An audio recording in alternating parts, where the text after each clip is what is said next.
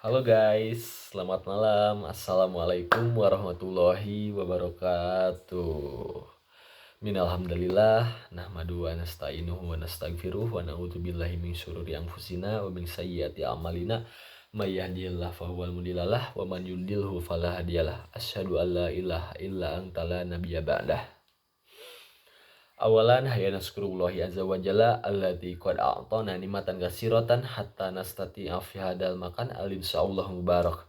Sanian salatan wa salaman daimaini wa mutalazimaini ala habibana wa nabiyana al Mustafa Muhammadin sallallahu alaihi wasallam. Baik, sebelumnya izin memperkenalkan diri, nama saya Fahrizal Nurisan. Saya dari Prodi Pendidikan Agama Islam kelas 4 PAIB. Nah, tujuan saya membuat eh, review materi yang telah saya pelajari di setengah semester ini, yaitu bertujuan untuk menunaikan tugas UTS saya pada mata kuliah Tafsir 2 Tarobawi. Nah, yang dimana dosen pengampunya itu Bapak Zuhal. Nah, lanjut saja ke tema pembahasan yang saya pilih saat ini, yaitu tema pembahasan yang disampaikan oleh kelompok 3 yang berjudul Manusia sebagai Makhluk Psikologis dan Pendidikan Emosi dalam Perspektif Tafsir Tarobawi. Nah, yang mengutip atau yang mengambil referensi dari Al-Quran surat An-Nisa ayat 43, At-Taubah ayat 72, dan Al-Isra ayat 15. Nah, saya akan mengulas singkat juga sebagai kata pengantar bahwasanya dalam perspektif Islam itu manusia tidak hanya dipandang sebagai makhluk biologis dan sosial saja, tetapi juga sebagai makhluk psikologis yang memiliki potensi emosi, akal, dan spiritualisme. Nah, ketiga aspek tersebut mengandung sebuah keterikatan gitu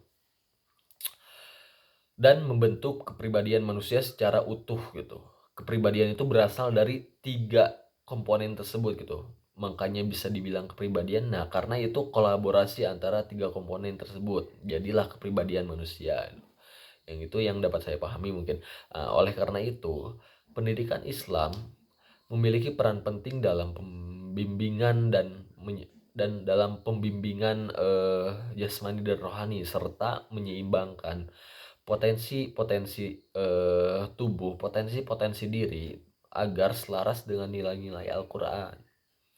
Nah, Al-Quran juga memberikan banyak petunjuk tentang bagaimana manusia memahami dan mengenal emosi seperti marah, cinta, takut, bahkan harapan. Nah, langsung saja saya akan mengambil langsung dari salah satu suratnya, yaitu yang diawali dari surat An-Nisa tentang pengendalian emosi. Nah, bahwasanya di surat tersebut, ayat tersebut juga menjelaskan atau berisi larangan mendekati sholat dalam keadaan mabuk. Contohnya, secara psikologis, kondisi mabuk menggambarkan hilangnya kesadaran kontrol diri dan kejernihan berpikir. Nah, ayat tersebut juga mengajarkan bahwasanya pentingnya kesadaran diri atau self awareness. Nah, lalu juga ayat tersebut menjelaskan atau menekankan perlunya kontrol emosi sebelum beribadah.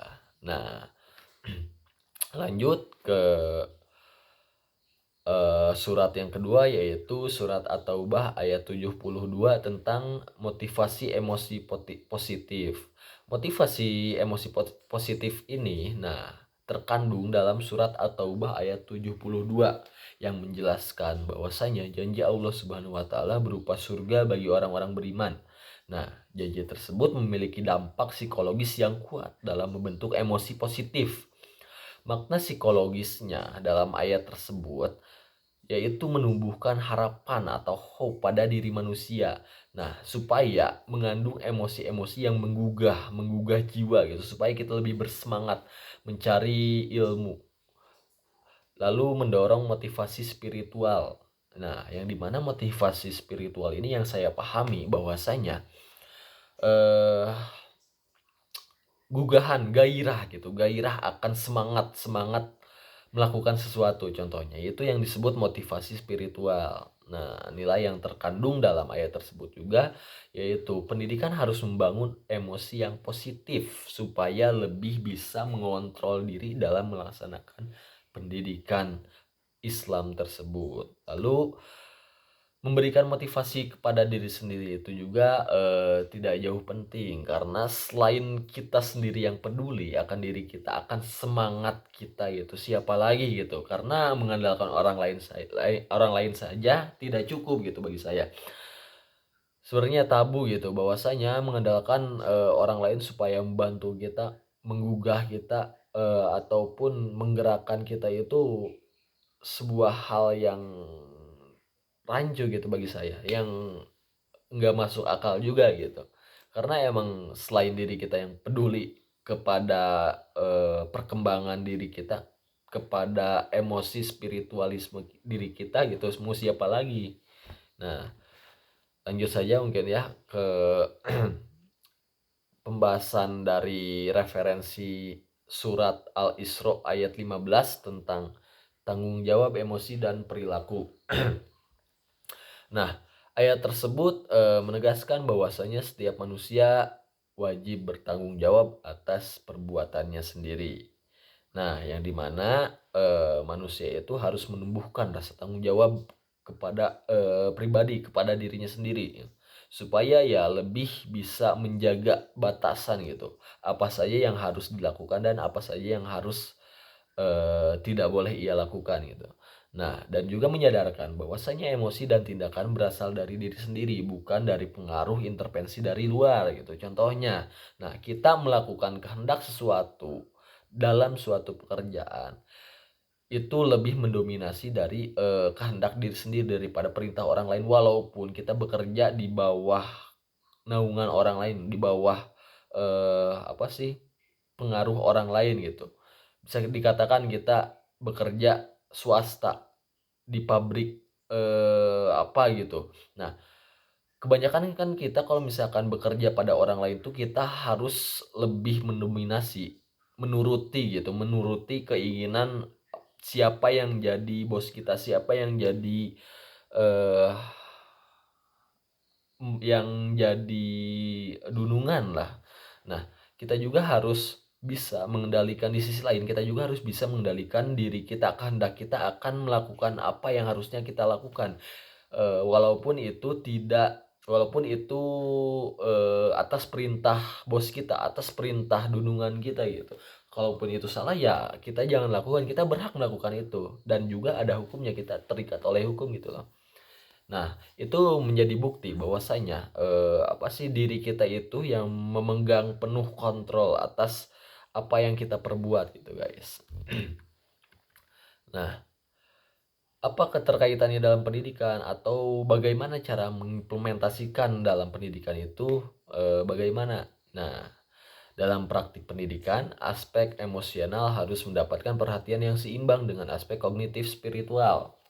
Nah, yaitu salah satunya, saya akan menjelaskan dulu terhadap strategi. Strategi yang harus diterapkan oleh, kita gitu sebagai calon pendidik, yaitu pembiasaan sikap sabar, lalu refleksi diri atau muhasabah, merenung akan diri kita sendiri gitu. Lalu penguatan nilai-nilai spiritual seperti mengaji, mencari ilmu agama agama dan ilmu-ilmu spiritual gitu. Lalu selanjutnya membangun eh, lingkungan yang harmoni, yang baik, yang tidak toksik gitu loh. Nah, itu salah satu strategi dalam membangun pendidikan Islam di ranah psikologis gitu. Jadi kesimpulan dari tema pembahasan ini yaitu manusia sebagai makhluk psikologis dalam perspektif tafsir Tarobawi ini memiliki potensi emosi yang harus dibina melalui pendidikan Islam. Nah, contohnya dari surat-surat bahkan ayat-ayat yang barusan saya sebutkan. Nah,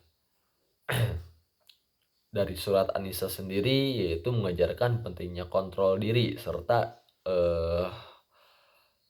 penguasaan diri itu. Lalu dari surat At-Taubah menekankan bahwasanya penanaman emosi positif melalui harapan. Nah, dan dari surat Al-Isra ayat 15 menegaskan bahwasanya tanggung jawab diri sendiri itu penting. Nah, ketiga pembahasan tersebut menjadi dasar dalam pendidikan emosi psikologis manusia gitu, yang bertujuan untuk membentuk manusia yang seimbang secara intelektual, emosional, dan spiritual.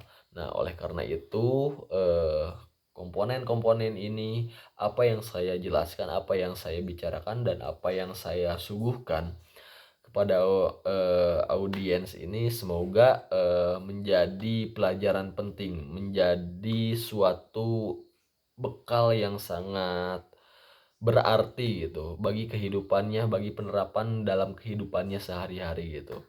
Nah, mungkin cukup sekian pembahasan singkat, ulasan singkat dari saya. Mohon maaf apabila banyak kesalahan dan juga banyak kata-kata yang kurang enak didengar mungkin. Sekian, wassalamualaikum warahmatullahi wabarakatuh.